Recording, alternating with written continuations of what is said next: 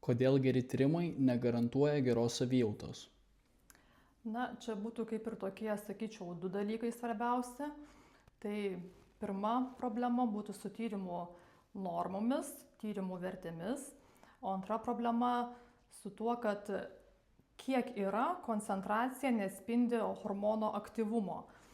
Tai pavyzdžiui, su tyrimų normomis. Mes endobiogenikoje, kad ir tokį skydliaukės rodiklį TTH vertinam, gerai funkcionuoja skydliaukė tada, kai būna nuo 1,5 iki 2,5. Na, o įprastoje endokrinologijoje pagal tyrimus dažniausiai būna nuo 0,5 iki 5 pagal tos laboratorijos normas.